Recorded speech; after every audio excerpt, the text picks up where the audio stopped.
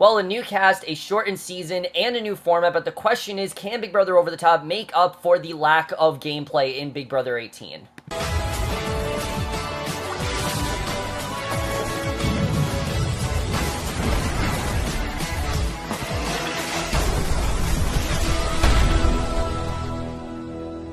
Hey guys, came over the series premiere of Big Brother Over the Top, Episode 1, and let's talk about this, because, first of all, it feels very weird to be talking about Big Brother in the fall. It just feels very strange to do that.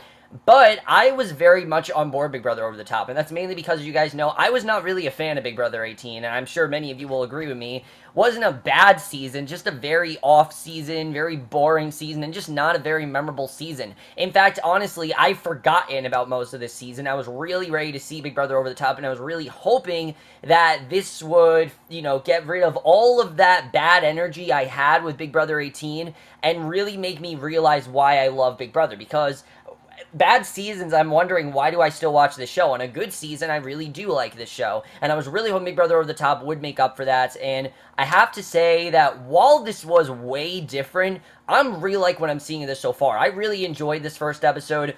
Definitely different. I will say that right off the bat. It's definitely different, but honestly, it feels very fresh and very original, and especially when things are so repetitive every single year, I'm going to embrace these changes. I really are. I like what I'm seeing so far. However, I'm going to have to review this episode a little bit differently, because you guys know I review Big Brother weekly. Well, the way we're getting Big Brother Over the Top is either you can watch daily, on the live feeds, or you can watch a live recap, which I recommend you don't do that. Do not watch the weekly recaps. They're just basically just a previously on Big Brother Over the Top. There's no point in doing that.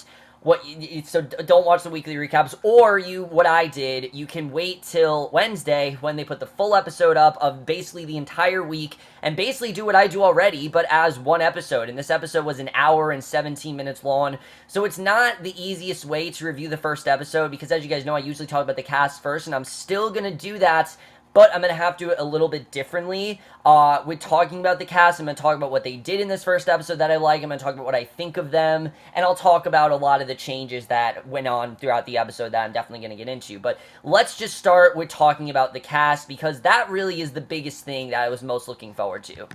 The problem with Big Brother 18 is that while we had a cast that I think had a lot of potential, a lot of them left really early, and because of that, it really was not that memorable of a cast, so I was really hoping the cast in this would make up for it, and so far, I'm really liking this cast, and let's just get right into it, first by talking about our first contestant, and the first person I'm going to be talking about is Alex Willits, who, this is, of course, the sister, not twin sister, but the sister of Morgan Willits, and let's talk about Alex first, and then we'll get into Morgan.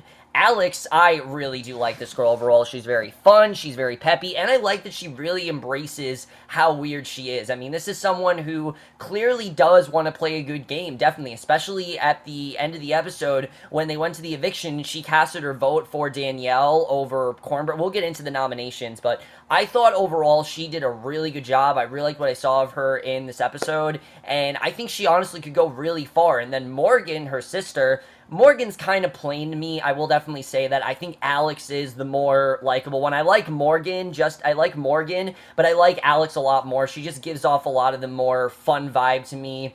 Morgan's kind of just plain, but I think they're doing a pretty good job of not, letting people know that they're related. I mean, there were a couple suspicions from some house guests, but overall, I think they honestly could go pretty far. What they didn't show in the first episode is that Alex and Morgan had this conversation where Morgan was acting too much like Alex, and they need to distinct their personalities, have Alex wear the hat and the glasses, that's who Alex is, and then Morgan, she wears all of the, fake lashes and things like that, because when they put on makeup, they don't look alike. They do look a little bit alike because of their eyes, but overall, I think they're doing a pretty good job, and I like what I'm seeing of these two sisters so far. And they're already a lot better than Liz and Julia. Liz and Julia, it was just very easy to tell what they were doing, and Alex and Morgan seem like they're doing a very good job. It helps that they're not twin sisters, and I definitely do like what I'm seeing from them so far. So they were really good in this first episode, and I like what I'm seeing of them overall. I think they definitely were pretty good here. And now we're going to talk about the person that was actually evicted in this episode, and that was Cornbread. Cornbread, this guy, let me talk about why he was evicted, because honestly, I don't really know why he was evicted, honestly, because you had, you had someone else who I thought, well, I'm going to talk about, like, who was on the block and everything, but Cornbread was the person evicted. The problem with this guy is that I expect him to be a lot funnier than he was, and he just wasn't really all that funny. I just found him to be kind of just like the country 40-year-olds, and he just didn't really seem like he felt, he had a place in this game, really. I mean, he was the oldest one there, and he definitely clashed, and didn't really clash, but he definitely felt a bit out of place, you could definitely tell, and I thought he was funny in some points, but I just didn't really think much of him. And yeah, it is because he was, the first person to leave, and it's sad to see him go, because you see that he genuinely did like being there, and even in his interview with Julie, like, he really cared about, the house guests and everything, but sad to see him go. I thought he was good in this first episode, just don't have much to say about him, because like I said, he was in fact evicted here, so I don't have much to say when it comes to Cornbread, honestly. So Cornbread, even though I liked seeing him in this first episode, I just don't really have much to say about him. Now we're going to talk about Danielle. Danielle, this is someone who... Danielles have a very big name in Big Brother. It seems like the Danielles of Big Brother always go very far. If, you're talking about Daniel Reyes, or you're talking about Daniel Murphy, or you're talking about Danielle, Danielle Donato. There's so many Donato, there's so many Danielles, and this one, I like her so far. I think she's pretty good. I remember when I saw her interview, I thought that she was going to go pretty far. I liked what we saw of her in this episode. I do think that her having a showmance already is going to definitely be a problem. She's already a target, you can definitely tell, and I don't really know where that's going to take her, but we'll have to see. Overall, I liked what I saw of her so far, and I think she definitely is going to go pretty far. So the next person we're going to be talking about is Justin. Oh my god, let's talk about this guy, Justin. Where did they find this guy? Seriously, there's always that one guy per season where you wonder where they found them. Justin is that guy. I mean, the fact that he didn't know that there was a veto and an eviction in the same day, he thought that it was the same day, I think is hilarious. He, in general, I don't know if he's like, I don't know, he seems like that kid that's always on drugs, but he's not really on drugs, he's just that stupid, and it's working right now. I feel like he's gonna get annoying right now. It's kind of funny, just because it's like, who the hell is this guy, where they find him? But overall, I think he's kind of funny. I don't really think he's bad. I just think he's kind of stupid, and I think it's going to be kind of funny to watch his naiveness throughout the season. So Justin, I like him. I think he's fun overall. He had that little crush on Danielle. Didn't really go anywhere. We'll have to see if that goes somewhere. I don't know if it will, but Justin, I liked what I saw of him. I thought he was funny, and he's very strange. He really is. He's very weird, and I'm looking forward to seeing really where he's going to go as the season goes on.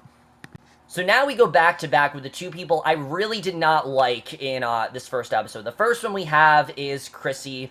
Look, Kryssie was someone who I really did want to like, but the second that we were introduced to her, I'm like, I do not like her. I think that she's sarcastic, I think that she's rude, I think she's way too open, and she just doesn't seem real. She seems like she's only there to be bitchy, and it's not that I don't like Kryssie, I just don't like people in Big Brother like Kryssie very much. I think she's a little bit too sarcastic, she doesn't really give off a fun vibe to me, and the fact she thinks America loves her so much, I just really did not like her in this first episode. Maybe it's gonna be one of those things like a Paul or something like that, where as it goes on I start to like her more, but right now at least I don't really like her. We'll have to see what ends up happening as this goes on, but Kryssie right now, I'm just really not a fan of her. We'll have to see where this goes, but right now I don't really like her. However, that is nothing compared to by far the worst house guest right now, and it's pretty hilarious because the worst one is actually the HOH in this first episode, and that is Monte. Look, Monte, when he was introduced, the second that I saw him on the cast interviews and he said he's a class act, I'm like, this guy is gonna be the douche of the season. That's exactly who he is. This guy is extremely douchey. This guy is extremely controlling, and I can already see him getting evicted like week 3. I think he's going to be in the same exact situation that a Jeremy was in, that a Devin was in, and that a Paulie was in. He very much has a lot of the same mannerisms as those 3 house guests. He's not rude, I wouldn't say, but he's very controlling, he's very manipulative, and he definitely seems like he's in control. And I get that he's HOH, but he already has what's called HOH-itis, when you think you rule the entire house, but you've only been HOH a couple times, and Monte right now Not a fan of him. I really think that he just did way too much in this first week, and he really tried to do his own thing. Like, he didn't really rely on everyone else. You know, he didn't really ask what the house wants. He kind of did what he wants, which I get. But week one, you really should probably try to do what the house wants. I mean, later down the road, yes, obviously you should make your own decisions. But week one, the best thing to do is to just see what the house wants, and he really did not do that well, and I really think he definitely is going to make himself a target. I honestly could see him leaving next week. I think that's too much of a target. He's really made himself. I think he did way too much in this first episode. I don't dislike the dude. I think he's an okay guy. I just think he was very manipulative and very controlling and did way too much in this first episode. And unfortunately, I think it might have salvaged his future on Big Brother. So I really don't see Monte going that far, unfortunately. But we'll have to see what happens as the show goes on. The one person who left basically no impression on me in this episode is Neely. Not that I don't like Neely, it's just the way that she came across in this episode. I wasn't really a huge fan of her, I have to say, and that's mainly because of the fact that Neely, in general, didn't have a ton to do in this episode. She seems like she's going to be a floater, she seems like she's going to lay low, which is an okay strategy. I have nothing wrong with someone laying low, but in this first episode, she just didn't really leave much of an impression on me, and I don't really have much to say about her. I mean, she was kind of fun, but I just really don't have much to say about Neely. As the show goes on, I feel like I will, but right now I don't really have much to say about Neely overall. So now we get to Scott, and Scott right away reminds me of an Ian or a Steve. I don't know why they keep casting these well, I do know why they keep casting, because they keep winning and they do really well, but Scott, again, he is a super fan and is a massive super fan. I mean, this is someone who he heard about Big Brother 18, and the fact that he didn't know who the winner was, they didn't talk about this on the episode, but they didn't actually know who the winner was. He definitely seems like he's right there. It seems like he's very comfortable in the house, and I like seeing Scott overall, and it definitely seems like he has a hand in what he's doing. I mean, he created this alliance with Cornbread, and it seemed like those two were buddy-buddy, but he actually voted against Cornbread because he knew the house was going to do that, and I like seeing Scott overall. I think he's playing a good game so far, and I could definitely see him going far. My only worry is that they're going to see that, oh, he's like a Steve or an Ian, and they're going to try to get him out because of it, but again, they tried to get out Steve and Ian. It didn't really work, and I think Scott could be in the same position. Well, that's how it goes. Cornbread thinks he can win, but I don't really know if that's going to happen. Scott definitely am looking forward to seeing what he's going to do. He's definitely going to go far, and I think he honestly is in one of the best positions in this game, as long as he doesn't get too smart and act like a Steve, because Steve just got a little bit annoying, but hopefully he's less like a Steve and more like an Ian where he actually does do stuff, and I'm already getting that from Scott, definitely. Then we have Shane, who is, of course, you know, crushing on Danielle right now. I like Shane. I don't dislike Shane, but I really feel like he's going to make himself a target by having the showmance with Danielle. First of all, it's only week one, and I think it's way too early to start showmances, and I think Shane, he seems like he's going to be a good player, but I'm worried that he's going to be one of those people that he's going to get attached to Danielle, and that's going to distract him from the bigger picture. We've seen that happen in a lot of Big Brother seasons recently. It happened to Corey, it happened to Clay, it happened to a lot of Big Brother players, and I really could see that happening to Shane. It's weird I say Shane and Danielle, because I think of Big Brother 14 when I hear Shane and Danielle. It's not the same Shane and Danielle, but Shane in general, I like him. I think he's a cool guy overall, and I don't really know where his head is at, though. We didn't really get to see a ton of him. There was an alliance that he created with Cornbread and two other people that I haven't talked about yet, but I liked her overall. I liked him overall. I'm looking forward to seeing where he goes. I'm just worried his relationship with Danielle is going to cost him his game. We'll have to see, though. So now we're going to get to someone who I think is playing one of the best games by far so far, and that is definitely Shelby. Her, the sisters, and Scott, definitely. Shelby is someone who is a lawyer, and she definitely does know what she's doing, but she's using she's playing the dumb card. She's acting like she's very dumb. She's acting like she doesn't know what she's doing, and I really am liking what I'm seeing of Shelby so far, because it really is very convincing. I mean, if I were in the house, I'd be convinced that she's dumb, and people in the house think that she's dumb. She's fun to be around. I've seen her on the feed. She's definitely very funny, and I'm liking what I'm seeing of Shelby so far, and if she keeps this up, I really could see her going very far. I could honestly see her being someone where she ends up winning HOH, and then holy shit, she's actually smart. I'm just hoping that if she does get an HOH, that she doesn't let people know that she's that smart. I mean, hopefully she doesn't tell anyone that she's a lawyer. Hopefully she keeps up this dumb demeanor, because it's really working for her right now, and I think that's really going to take her far. I really could see her going very far in this game. She sounds like Liz and Julia, but she's not at all like Liz and Julia. People probably think she's like Liz and Julia, so that's also helped her out very well, because let's face it, Liz and Julia were not the brightest of people, and I think Shelby definitely is going to go very far. In my opinion, definitely, she's one of the best positions at this entire game, and I honestly could see her winning. Not winning, but I could definitely see her going very far in this season. So then the last new house guest to talk about is Whitney. Whitney, again, didn't leave a huge impression on me, but I like what I saw of her so far. She just seems very sweet and very genuine, and just kind of like the nice girl, you know, she doesn't really seem like someone that's gonna play very hard, but again, this is only week 1. I mean, she could really surprise us, definitely. I could definitely see Whitney being someone that surprised me. I like her so far. I think that she definitely is an attractive girl. I think she's a nice girl, but I just don't really know much about her right now. You know, we didn't see a ton of her in this first episode, but what we saw of her, I definitely did like, and I'm looking forward to seeing really where she's going to go as the show goes on. She seems very sweet, very genuine, and overall, I honestly, I really do like this cast so far. So much better than the cast in Big Brother 18. They already leave such a bigger impression on me, and I can't wait to see where most of them end up going. So then, of course, we get to the big reveal, which is who the returnee was. Of course, it was between Jason and Jose. Who is it going to be? And no surprise, it was, in fact, Jason. And I'm very happy to see Jason back. I really like Jason in Big Brother 17. In fact, he was one of my favorites in Big Brother 17. If I remember correctly, he was number 3 in America's Favorite House Guest. And that's because he really did leave a great impression. He's very funny. He's very fun to watch. And he's really someone to root for, because he really is like one of us. He's watched so many seasons of Big Brother. He knows so much about the game, and he's very intelligent, and I like that he came into the house and already seems like he's doing a pretty good job. I mean, yeah, people are going to target him because it's different when there's 4 returnees and a bunch of, you know, new ones. It's different when there's 1 returnee and everyone else is new. That's a way different situation. So I like that Jason did try to situate himself with the other house guests, you know, try to actually create alliances, because he wants to actually do some good stuff. He doesn't just want to sit around, and he doesn't want a repeat of last season. He feels the thing that hurt him last season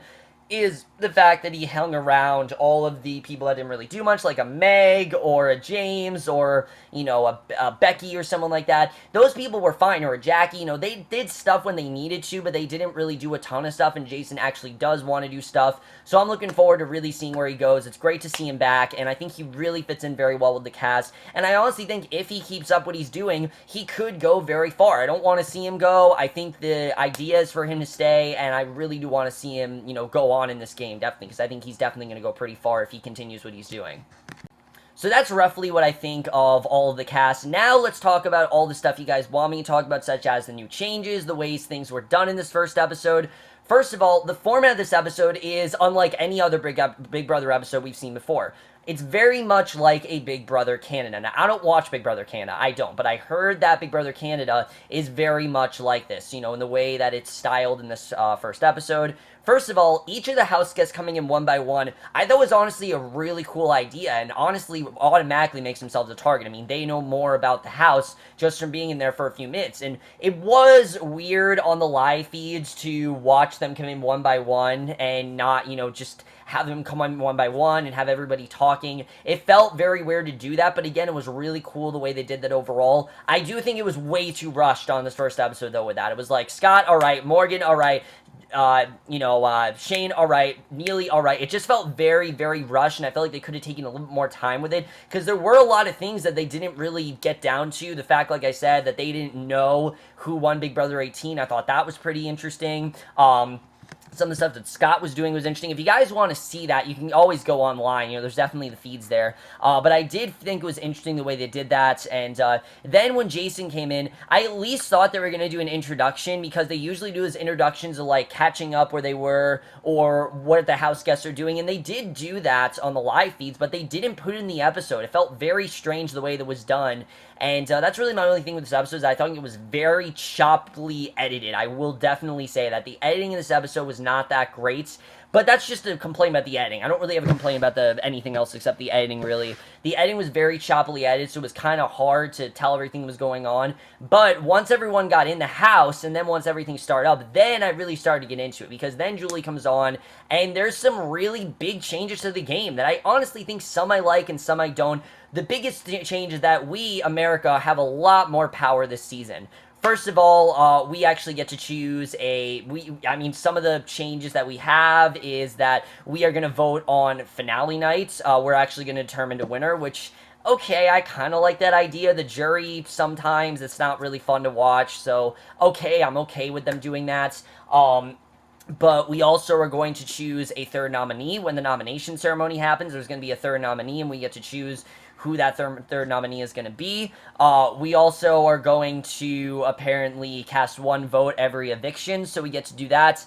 And then the fourth thing we're doing, I don't know why they're bringing this back, is care packages. There's going to be, I believe, 7 care packages, and there's 13 house guests.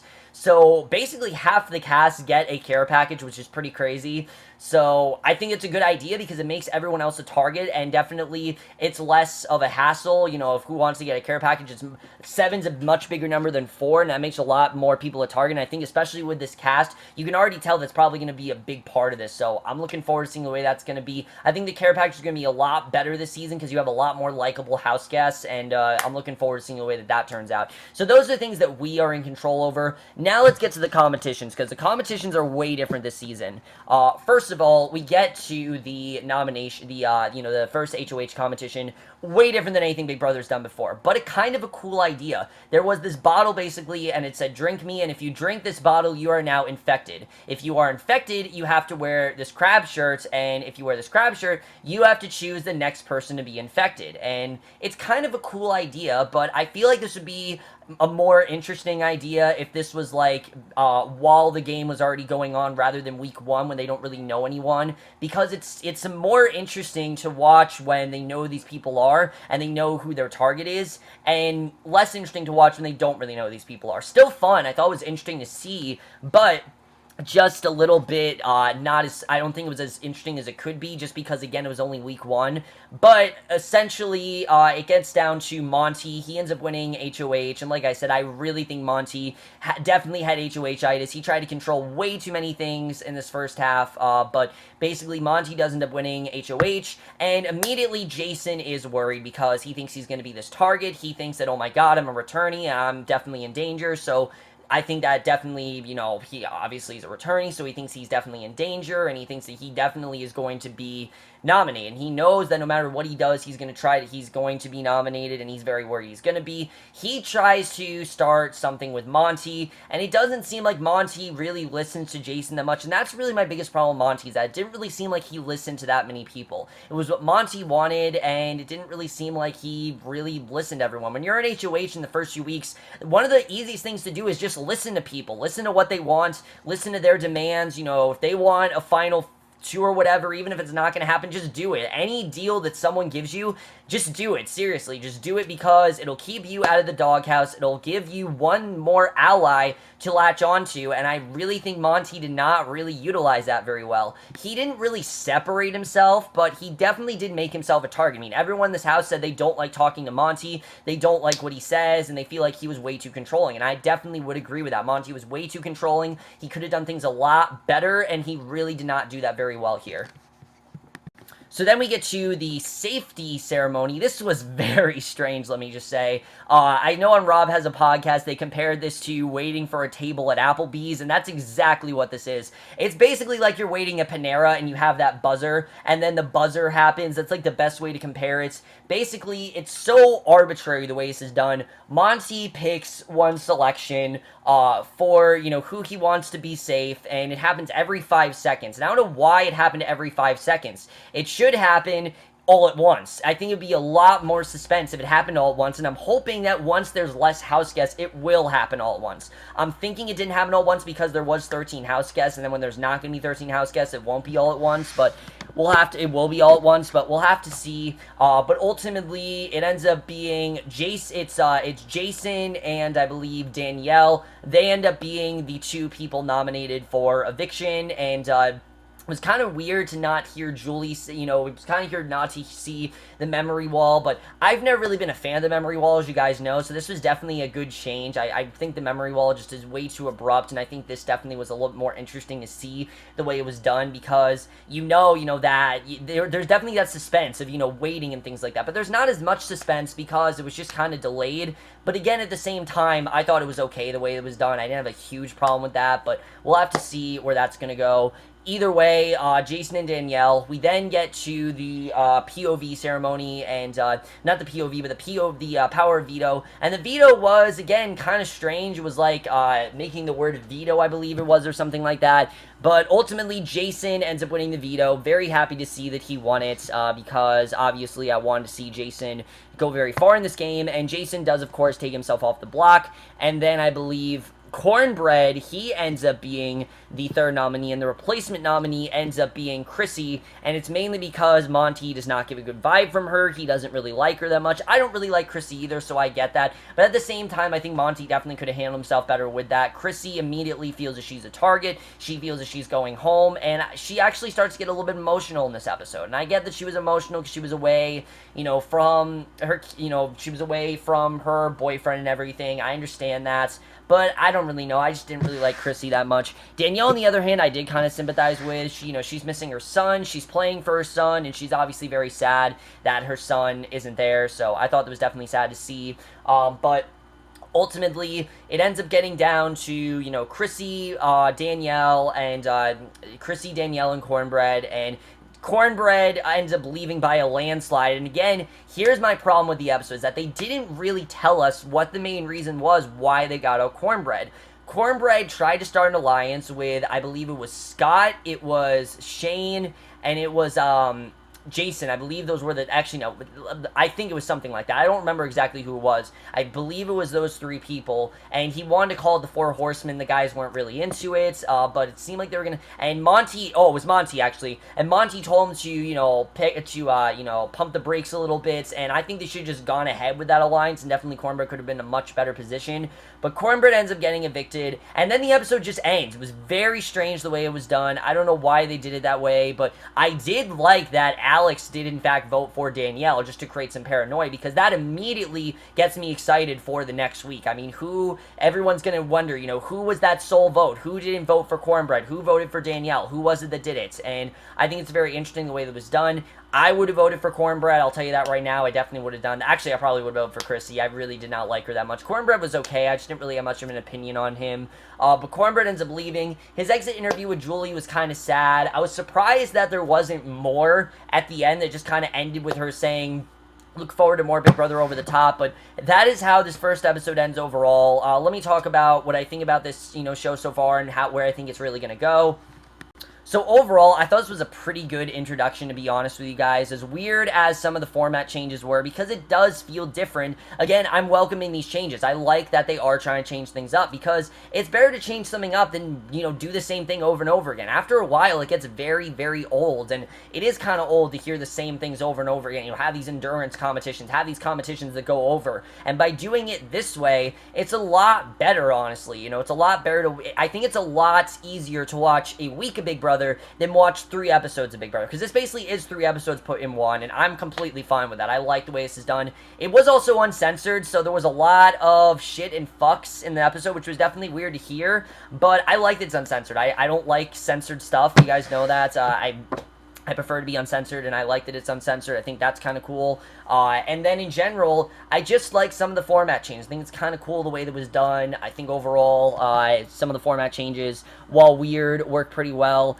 They just need to get the editing under control, because there were some points where the editing was way off. There was a point where they said, all right, guys, it's time for the safety ceremony, and then we cut to a montage of Shane and Danielle. It just felt very strange in that way. I don't really know why they did it like that, and I feel like they could have done it a lot differently, but but unfortunately, it didn't really work in the way I wanted to. But the cast really is making up for this, because the cast in general, I'm really liking what I'm seeing for most of them. Minus, Monte and Kryssie, I'm really liking this cast so far. I think it definitely seems like they have a good read on the game. It seems like they actually do want to make big moves, and a lot of them have already said they don't want to start a showmance. And Danielle said that, but yet she's starting a showmance, so I think she's definitely making herself a target. But the sisters are actually in one of the best positions right now, because Alex and Morgan, there was that little slip up when Alex called, Morgan Mo. There was that, and then there was Jason discovering, Alex and Morgan were sisters, but I think they're doing a pretty good job of separating themselves away from each other. And if they get out someone like Danielle